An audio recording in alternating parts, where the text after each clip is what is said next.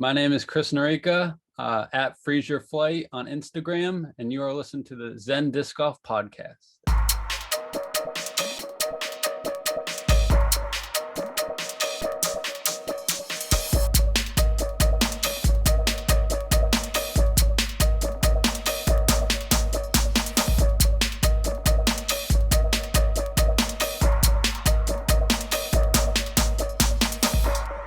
Chris, thanks for coming on the show tonight. How are you, buddy?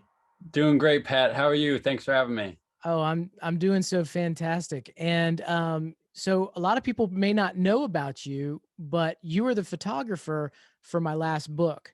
Actually, you were a photographer before that, but you're the one I connected with and had you do a lot of the photos for the last book. So it's great to have you on. We can talk about your unique style of photography. Wonderful. Yes. And thank you for including me in the book. It was such an amazing experience, and I couldn't be any prouder and happier to be a part of it. Well, who would have known about 3 months ago that we'd be sitting here and having a rekindling the Zen Disc Golf podcast, episode number 7, and you'd be on it. That's right. Not me. Well, I'm in the same boat. I didn't know we'd be doing it either, but here we are. It's good stuff. And you and I kind of connected in an interesting way. I mean, I guess connecting through social media is not that interesting anymore, but you had been into my work before, and then I've been into your work, and your photos were exactly what I needed for the book. And when I was writing disc golf strategies and tactics, I knew at the beginning when I started writing it that it was going to need photos. I had no idea where I was going to get those photos or what they were going to look like. And then I started looking at your stuff and I was like, this could not be more perfect, because they had to show the flight. They had to show the way that discs were thrown, specifically for the tactics section of the book, how they were thrown and angles and all of these things, which you capture so beautifully in your photos. Yeah, I'm glad it worked out. It is really an awesome and really unique way to capture disc golf. And like my Instagram account says, it's freeze your flight. So you literally see not the entire flight, but the flight frozen in the picture. And yeah, you see the angles, you see the height, and all sorts of stuff, so it worked out awesome for you. Yeah, and this will be kind of a particularly unique show, I guess, for those people who are tuning in their vehicles. And I apologize to all you guys and girls driving to work, because you may not be able to get some of the visual aspects, because we're going to share some of his images, Chris's images during this podcast. So you can see how unique they were and how they fit the book that I did with the strategies and tactics so perfectly. And like I said, I reached out to you and you had a couple photos that I was looking at, and I said, okay, this one was probably like a putting one or something. I said, Mhm. this photo is perfect for this section in my book. May I use it? Of course I'll credit you. And that sort of formulated a conversation and then a relationship where you were like, what else do you need? That's right. I wanted to do anything possible to give you whatever you needed. We had a cool idea, and I went out that next few days and made it happen with a buddy. And I'm glad that he could be in the book as well. I've been disc golfing with him for since the beginning, 10 years ago, and I get to showcase some of my local courses in the book, which is also exciting. And yeah, it worked out awesome. It was really kind of unfair for me to contact you with, like, I don't know, maybe 10 days left before I needed the book done. But you were so cool. You said, Pat, what do you need? I will deliver. I said, well, man, I don't, this is what I'm looking for. I don't know if you can do this. You were like, give me 72 hours. I'll have it in your hands. I'm like, there's no way. And you did. You delivered every time. And you're here on the podcast early, just waiting for me to log in. Oh yeah. What a stand-up dude. Well, thank you. I appreciate it. And yeah, you're an amazing author. The books, all three of your books I got, they're incredible, and they really are just on enjoyment and great read as well. I can't say more good things about your book. Well, thank you very much. And it turns out that you had a signed copy of my book before we ever formulated this relationship. Yeah, that's right. It was a surprise gift from my girlfriend for Christmas, and yeah, it was amazing. So you even gave it shout out to my nickname, and so it worked out awesome. That's so cool. It's just funny how the stars aligned in that way. That's right. So, Chris, let's get start talking some disc golf and let's get talking Of some course. photography and things. So, tell me your disc golf story. How did you get started in this sport? Yeah, so I played sports my whole life, and right out of high school, end of college, I discovered disc golf. I actually have the date. It was August 17th, 2011. So 10 years ago. Wow. We, my buddy Henry, who's in the book, we sailed a sailboat from a little north of Boston all the way down to Martha's Vineyard to meet a friend. And he was into disc golf because there was a course there, and he showed us. So we played around a disc golf in Martha's Vineyard.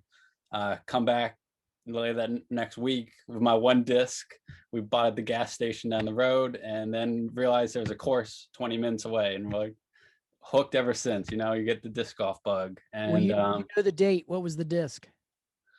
oh, I got it. It's a Star Innova Leopard, and Good disc. That's a great first disc. Okay, so you started playing with your buddy who ended up being in the book, huh? that's right. So I was just glad that he was one of my good friends and got in. So pretty Cool. awesome. Cool. So you've been playing for 10 years. At some point, you decided to take a camera with you out on the course.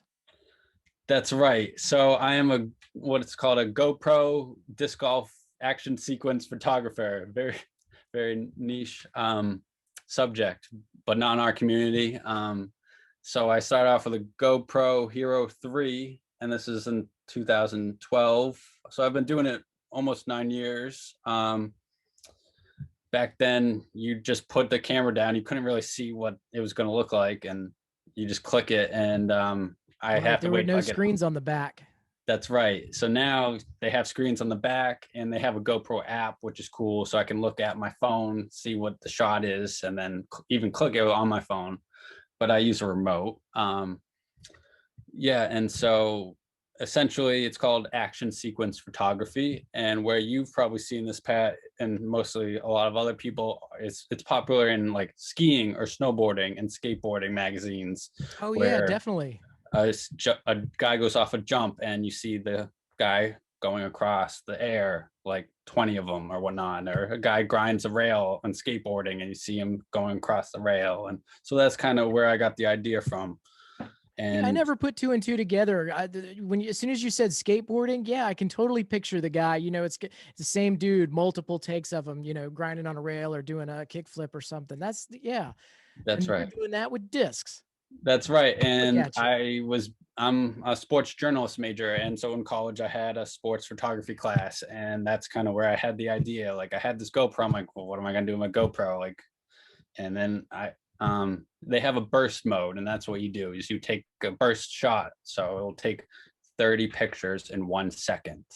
In And one then, second, 30 correct. in 1 second. Wow. Yep. Okay. So you're only filming the first 1 second of the flight. So Um, you then take however many photos of the 30, have the disc in them, say 20, and then you edit them together. And it's just a stop motion kind of almost technique. You kind of overlap them like in Photoshop, and then you go and Correct. you just use a little detail tool or whatever and just erase each little spot, or is that how it kind of Yes, exactly. You layer them up like stairs and you keep going and you only take out what you want to keep or what you don't want to keep. And then you end up with a cool photo that shows the flight of the disc and the it angle. works out perfect for strategies and tactics. That's right. So, people who are just listening to the audio version of the podcast, they can't see the screen behind Chris, but he's got like a green screen situation going on where you can see this is your entire in the bag being thrown. Is that correct? Correct. This was from earlier this spring. So I've lost a few discs, go-to discs since then. But I mean, I don't have time to watch all these in the bag photos. So I figured why not make a picture? You can look at it and so I wrote all the names down next to it and Well, you it's shouldn't have pretty lost any of them. You can see perfectly where they're going. unfortunately I lost them at other courses and they're all three go-tos that I've had for years. The bright green one I had got a ace with won me $500. So That's probably Whoa, paid for all my disc golf and adventures and that's discs awesome. throughout the years, but Sorry for your loss, my friend. it was a tough loss. Let's take a look at, I'm going to share the screen real quick Perfect. just to aggravate everyone who's listening just to the audio version. All right. Let's see on hit share here. And I'm going to show you guys and gals some of the photos from the book. And maybe you can talk a little bit about the photo and maybe about the models, because Sure. we need to talk about the models in the book too. Sure, yes. I love the putting photos. I think they're my favorite. They are absolutely fantastic. They come out so cool. And so this is a photo of Brandon Duford. And what's cool about Brandon is he hit me up this summer, late fall, and wanted to play at the course right down the road that I've been playing for years. It's called Pie Brick Park, and I like the name. It's a slice of pie. But he paid me for the photos, which is very cool and nice of him. And I edited about 15 photos of him, and he wanted to grow his Instagram account. And he drained every putt like first putt. I was very impressed. He's only been playing for a few years, but really nice guy. And yeah, the two photos you put in the book were fantastic. Yeah, And some of my favorite photos of yours are the putting photos. I don't know what it is. It's just that slower disc just dropping in the basket. It's just beautiful. that's right. All right, let's see what we got here. That's the one and only Don Henri. So that's my good friend I've been playing with for 10 years. We played our first round together, and the latest round I've played was with him. And we are trying to put in a disc golf course in town, which is pretty cool. And we're setting up a proposal and scoping out the area, and it's pretty neat. Cool. How did And you come about that? Did you reach out to the city or the county, or did they reach out to you? we know the woman in the town recs department, and so one day I think I gave him a copy of the book, and his mom read it, and then his mom's friend with the woman, and then spoke with her, and his mom kind of got the ball rolling, and then we're like, holy cow, this is actually going to happen. Of my book? Yes, that's right. No. Yep, You're gonna tell me that my book is assisting your county in getting a course built? correct. Yes, so the town rec department now Golly. has your book. That is Henry's such copy of good the book. news. That is Yes. such good news, man. One like we were just talking about, when you go out on a limb, you don't really know what's going to happen. You don't know if the limb is going to break or what, but Mhm. it on the other side of things that, just the little seeds that you plant, and I didn't have any comprehension that I would drop a book and it would go off to where you're at, and start building a course. That is amazing, Yeah, great because that story. course could be there forever. That's right. Golly. Stuff. I need to be there for the ribbon cutting. All right, I'll send you a freezer flight. That'd be awesome. Okay. We can move on from Sure. that one. So we use this one in the backhand part of the book. We were just showing the different parts of the backhand. Yep. And So so Henry, I was like, who do I want to help me with these photos? I got 72 hours, and I'm like, the only guy I know, Henry, and he happened to be in town, and he was all for it. And then we shot the one day, and this view was awesome, but from the other side of the tee pad for a forehand shot, it didn't look as good because it wasn't a clear sky or background. There was woodsy, and so the photo wasn't as clear. So we had to go out the next day, and he was down, and he threw his arm out trying to get all these, oh and man, it was great. casualty of war. So this was the backhand part of the book where I was talking about backhands, and this is probably the pull through shot. Mm-hmm. And that one's also a pull through. I don't remember exactly what we were referencing there. Let's see if there was one. Let's talk about this one. This one actually is more in tune with the freeze your flight. The other ones were just kind of static, but this is the Anheuser photo that we use. Yes, correct. So what we did was we pulled up his truck next to behind the tee pad. I put up a 6-foot ladder. Then I stacked 20, I don't know, 15 discs on top of the ladder, and then I had my camera on top. So you get the yep. That's You got a lot of amazing. looks and people are coming through. I was wondering how you got up so high for that shot. That's amazing. Yes. What So course is this? this is Gordon Cronwell. It's yeah, it's pretty neat open course, similar to like a ball golf course. It reminds me of nice groomed fairways, just a few trees in the way, but that's why I like that course. It's a small 9-hole course. Awesome. Tee pads look nice. Paver tee pads. Correct. All right. So this is a condensed version of my biggest and best photo yet. This is my most viral disc golf photo. I took pictures at a tournament and I charged $5 a picture. And I did the same thing. I was on a ladder. This was an 8-foot ladder behind the tee pad, and I got about 33, I think, people to sign up. And this was 13 Wow. throws. These are my 13 throws from my good friends on my disc golf team. So this is the entire Chainsbury disc golf team. Well, 13 of them.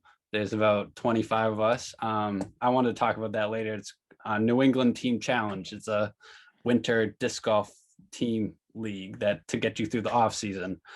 But that's Frankie. He's a tournament director. He hosts all the tournaments around here and does the leagues. So, and I wanted to feature him, and so it was pretty neat. So did he throw all these discs, or is this different He people who threw threw these discs? he threw one of the white ones in the middle. He threw a buzz straight at it. The rest were thrown by other people from your league.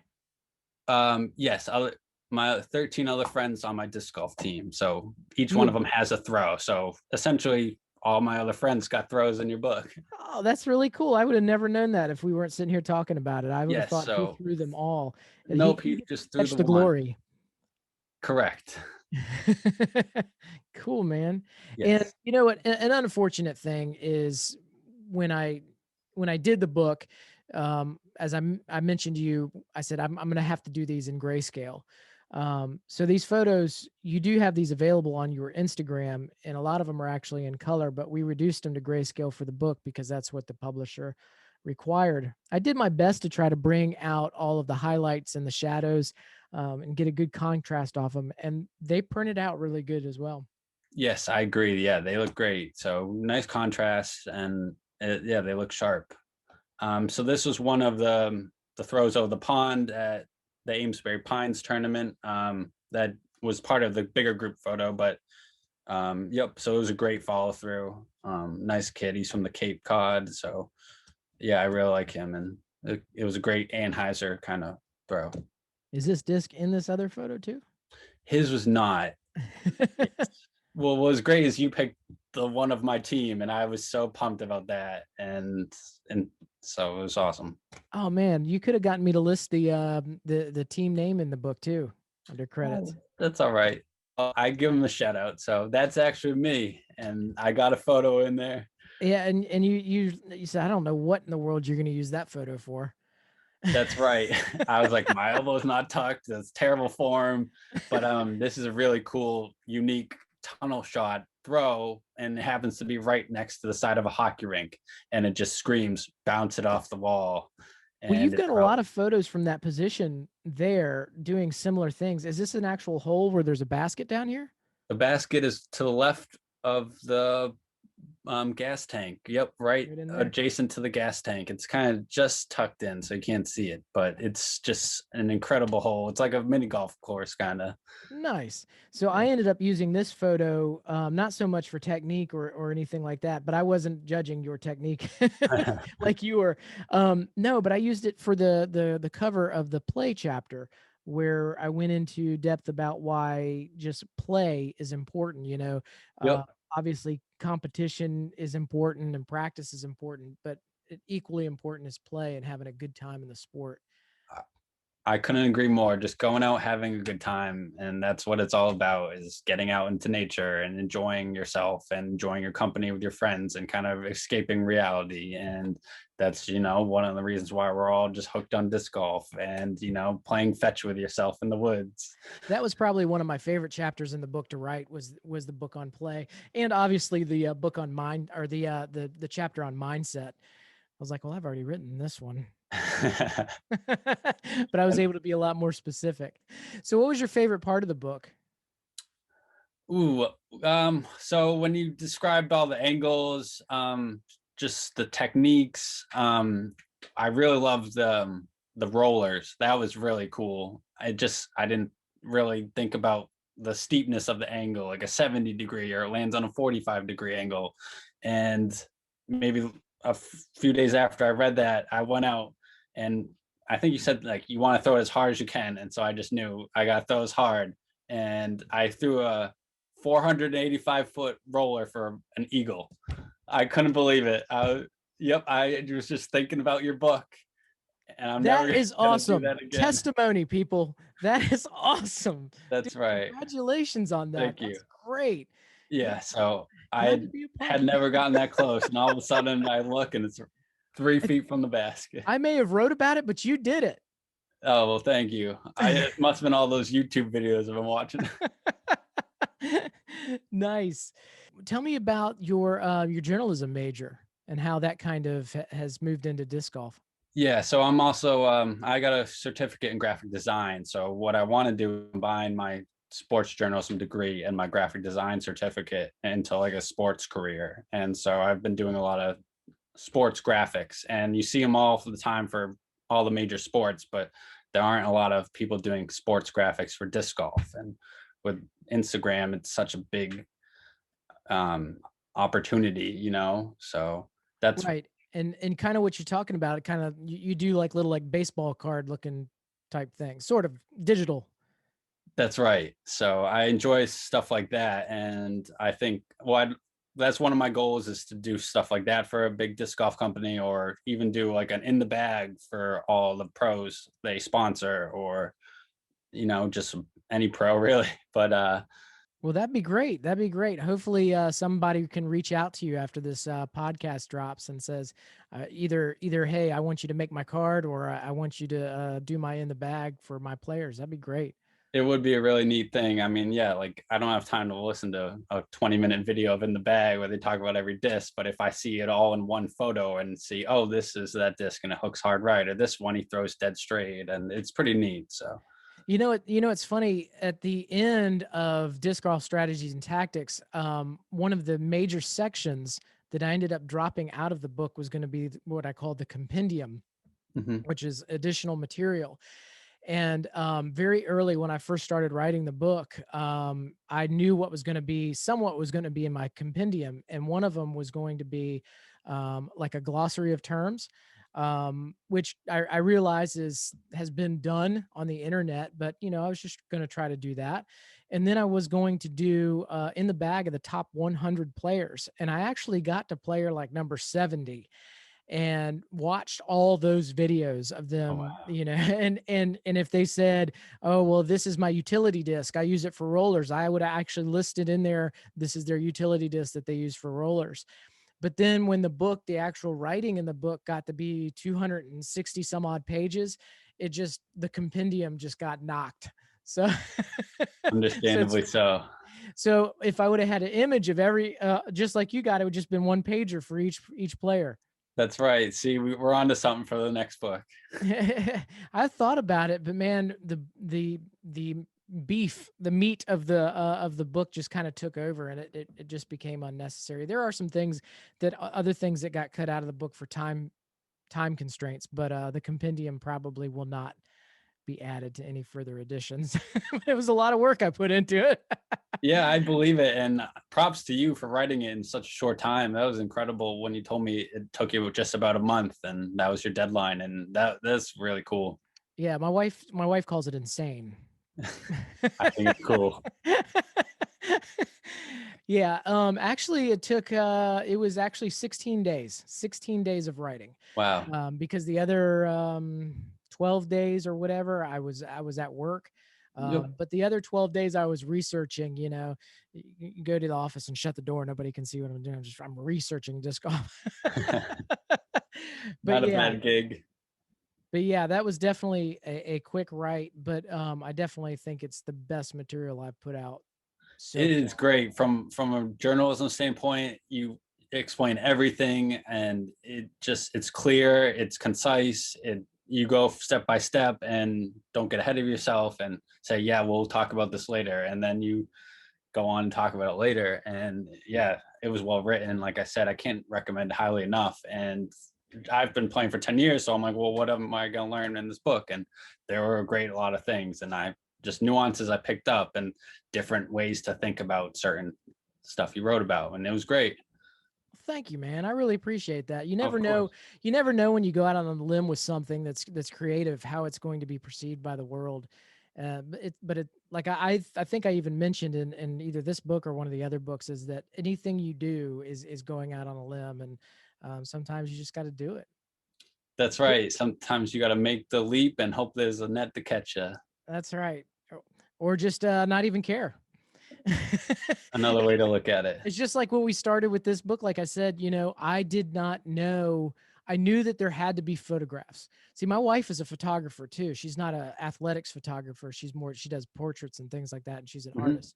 So I had an idea that she would probably be assisting with the photos at some point. But once I wasn't sure exactly how the photos needed to look, because in YouTube you can watch somebody throwing a hyzer or an anhyzer. Mm-hmm. So how do you make that? How do you put that in a still image in a book and make it work and make sense for somebody? And then I got to your Instagram and I said, this is how you do it. I wonder if he'll let me use the images. I didn't think you'd be like, hey, whatever you need, any type of throw, any type of shot, I'll get it back to you in 72 hours. I was like, holy cow, is he really going to make this happen? And you did. And man, I appreciate you so much. The photos in the book are beautiful. The book would not be what it is today without your work in it. Definitely. Glad to help out, Pat. And I love what you did with the photos, how you put them in what looked like a Polaroid Yeah, I'll see frame, if I and can then you show. you put a little drop shadow on it, so it gives it a little 3D effect, so it looks like it's popping or sitting on top of the page, and that was awesome. Well, and what's funny about some of the other artwork in the book I did with a Sharpie, and I described in the beginning of the book the reason I did that. I could have I initially thought, well, I could do this and have a vector graphic from Illustrator, but then I thought, the whole point, the whole idea from this book came from me drawing all these images on a dry erase board. Mm-hmm. So I ended up drawing them in Sharpie marker, taking photos of them and putting them into the book. And I thought it really works well with that like drop shadow look to it. And then you can see how they ended up Yep, working. that's great. I love it. So it's just like if a buddy was sitting next to you trying to describe to you, what these things mean as far as disc stability or the different types of discs. So once I started doing that, then I started doing the drop shadows underneath your photos, and then just everything just started popping. Yep, definitely. I agree. It made it pop and looks almost three-dimensional and just pops right off the page, like you said. And so well done on that, sir. Well, thank you. Like I said, the book would not be what it is if it weren't for your work. I'm So always available for the next book. Golly, people have always said, when's the next one coming out? After 3, I think I'm dry at this point. Us disc golfers just love talking about disc golf. You go on and on, so you never know. So what are your plans beyond are you planning on reaching out to any companies to market your photography, or I mean, what are your plans moving forward? Great question. I would love to reach out to some of the companies. I have briefly spoken to some who've liked some of my work. I had a new bag company out of London disc golf community called Power Pocket Disc Golf. They sent me a bag in exchange for photos, and that was great. So if you're looking for a new bag, Power Pocket Disc Golf. There it But is.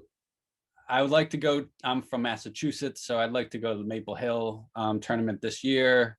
I might shoot over to the one in Vermont. I was Green Mountain Championship.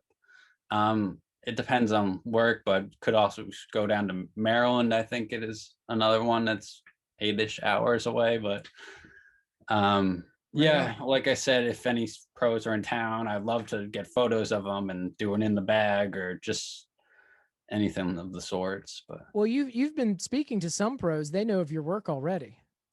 yeah, a few. So that's pretty cool, actually.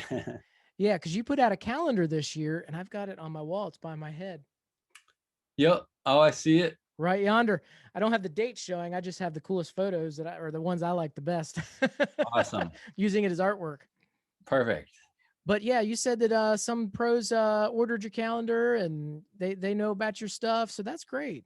Yes, it's exciting. Yeah. You had him on your podcast last week, Greg Barsby. So he swung through town 2 years ago and just went to the course pretty close to me. So everyone wanted to play because of random draw doubles. And I'm like, well, I'm not going to play because I'm not going to get paired up with him. I'm going to take photos of him and follow him around. So I followed him around the whole round. And yeah, he's a great guy.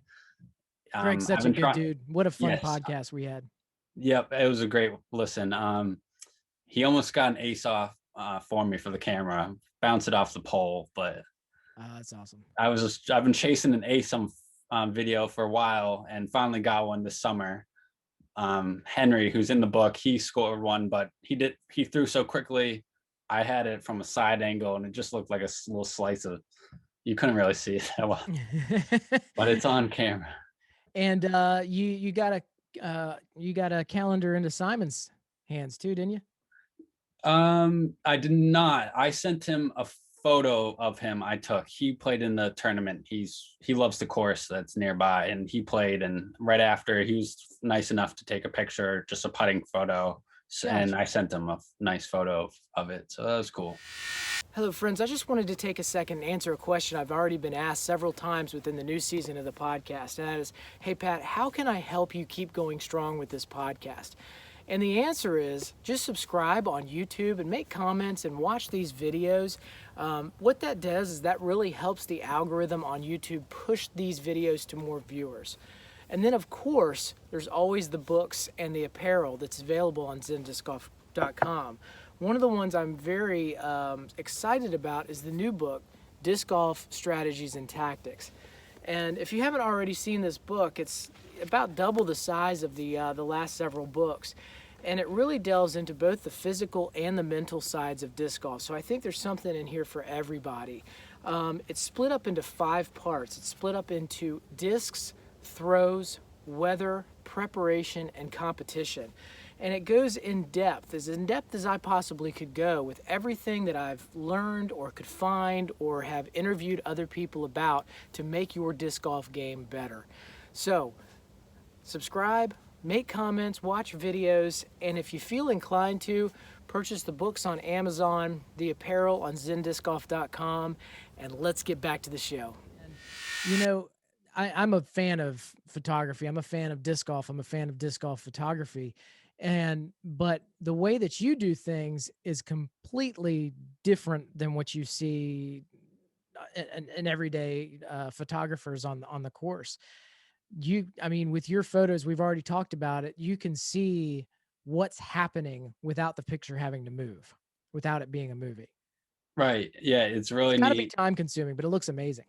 I've gotten quicker over the years at doing it. I've found a couple of shortcuts. I used to do it one way that took a lot longer. Then I figured I could do it this way. And I think right now that I can actually do it with a video. So if, say, you were to take a video of a putt and send it to me, then I could then upload it onto a program. And then you click every few frames and take a screenshot. And then that's how I would get the pictures.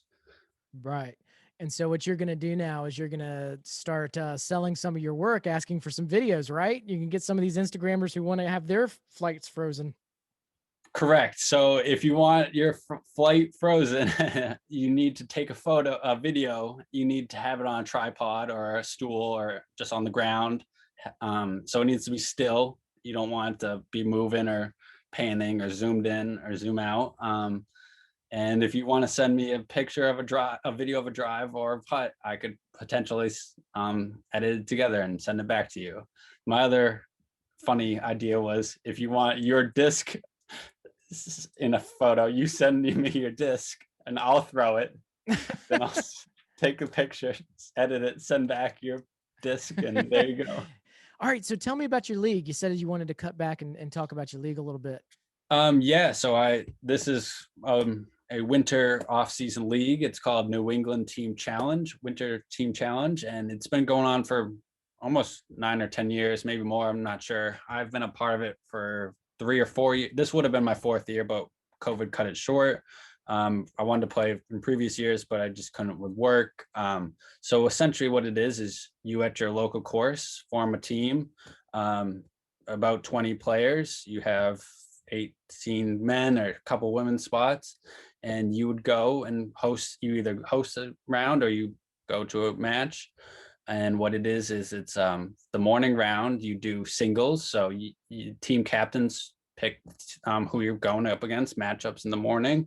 You play singles round, which is match play, which is a cool format. You're familiar with it, I'm sure Mhm. most people are, but then the hosting team then provides a big spread for lunch.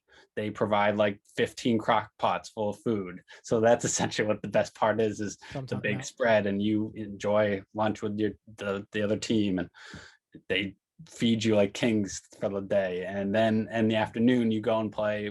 You do matchups again. You do a doubles round. So it's points based. So if you win your singles match, you get 1 point for your team, and the doubles rounds are worth 2 points. And so at the end of both tournament rounds, you add them up, and that's the winner. And yeah, it's a really cool format.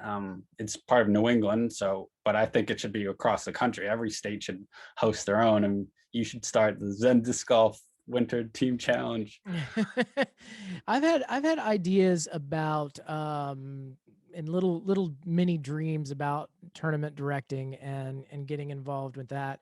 Yeah, one of the things that Barsby and I were talking about in the last podcast is having your hands in a lot of pots, Mm. and I definitely intend in the future in reaching out and doing a lot more things. But as of right now, just the books and getting to talk to just amazing people through the internet for a podcast and delivering content is where I'm at now. But I've tossed around the idea of doing leagues and tournaments and tournament directing and things like that. Oh, you're doing enough for the sport as it is, Pat, and we all appreciate it. So thank Well, you. disc golf, you're welcome. Disc golf, thank you. You're doing just as much, man. I'm Uh, trying. disc golf is my retirement plan, so hopefully, hopefully we can make it happen. Perfect. Awesome. Okay. Got a couple questions for you, Chris. Yes. I got a couple little random one-offs if you'd be Sure. interested in answering them. I'm If you ready. were going to throw a 3-disc round, what disc are you choosing? So I'm known for throwing a buzz. I actually named my dog Buzz. With 3 Zs or 2? I'd throw one buzz. I'd throw a Firebird. Good for I do flicks up shots with them. I guess a putter. I putt with a G2 banger. So So, okay, a banger, a Firebird, and a buzz. Now, I was saying your dog's name. Did you spell it with 3 Zs or just 2? understood. Just two. It fits him well. He's a 14-pound Pomeranian, so he's all over the place. Loves playing fetch. So Nice. I love a Firebird too, man. They're really good for getting out there and getting around a obstacle or something. that's right. Yeah, there's a couple courses locally, especially when you play the shorter tees where you've got to get up, I don't know, 180 feet or so, and then you've got to cut hard, either left or right. Hmm. Firebird's a great disc for that. At least I for agree. me, it is. So if you just had one disc, what are you throwing?